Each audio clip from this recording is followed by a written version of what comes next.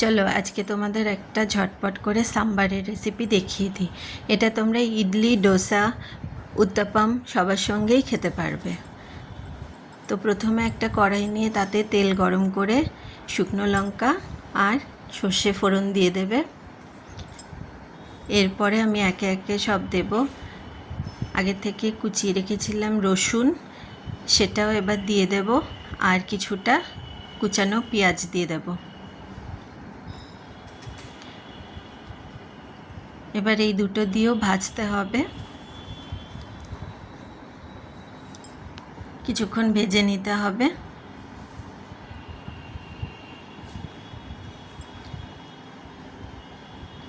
এবারে আমি কিছুটা কারি পাতা এর উপরে দিয়ে দেব।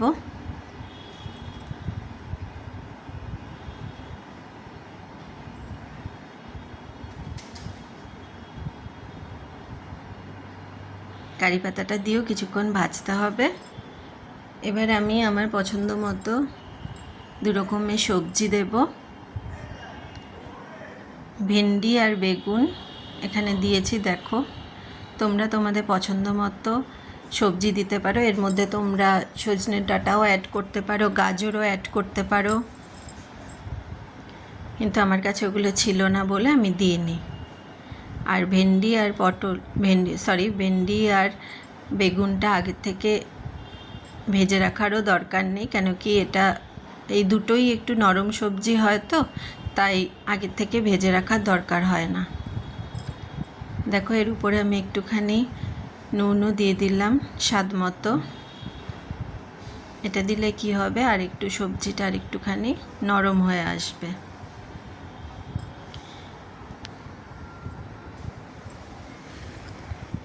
এবার এটা দিয়েও বেশ কিছুক্ষণ ভাজতে হবে। এবার কিছুক্ষণ এটা ঢাকা দিয়ে 2 মিনিটের মতো ঢাকা দিয়ে রান্না করে নিতে হবে। ঢাকা দিয়ে রান্না করলে আর একটু নরম হয়ে যাবে ভেন্ডিটা আর বেগুনটা।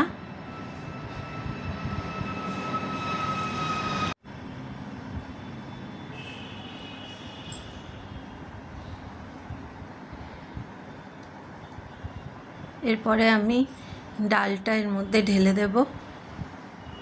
আমি 2 রকমের ডাল নিয়েছি, একটা অড়হর ডাল আর একটা মুসুরির ডাল। অড়হর ডালটা একটু বেশি পরিমাণের নেবে আর মুসুরির ডালটা অল্প করে। 1 কাপ যদি অড়হর ডাল নাও তাহলে 1/4 কাপ মসুর ডাল নেবে। দেখো, আমি ঢেলে দিয়েছি ডালটা। এবার একটু পাতলা করার জন্য ওই কুকারেই একটু জল মিলিয়ে ঢেলে দিয়েছি ডালে। আর ডালটা যখন সিদ্ধ করবে অবশ্যই ওর মধ্যে টমেটো আর কাঁচা লঙ্কা দিয়ে সিদ্ধ করবে, সঙ্গে নুন হলুদ তো থাকবেই। তাই আবার যখন রান্না করার সময় নুনটা দেবে তখন একটুখানি বুঝে নুন দিও। এবারে আমি ডালের ওপরে 3 চামচের মতো সাম্বার মশলা দিয়ে দেব।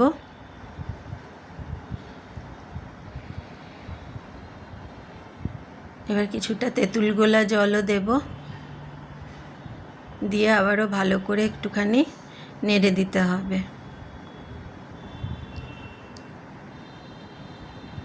এবারে কিছুটা চিনিও আমি অ্যাড করব। চিনিটা দেওয়ার মানে এই নয় যে সেটা মিষ্টি হয়ে যাবে, যেহেতু তেঁতুল গোলা জল রয়েছে, টমেটো রয়েছে, তাই স্বাদটাকে ব্যালেন্স করার জন্য একটু চিনি ব্যবহার করতে হয়।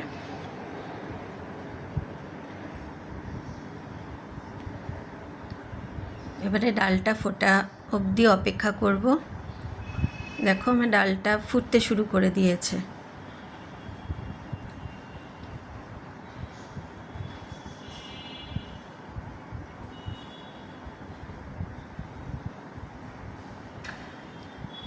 আমার ডাল কিন্তু অলমোস্ট রেডি হয়ে গেছে। এবারে আরেকটু ফুটলে আমি নামিয়ে নেব ডালটা। আমি পুরোটাই তোমাদের ডিটেলসে দেখিয়ে দিলাম।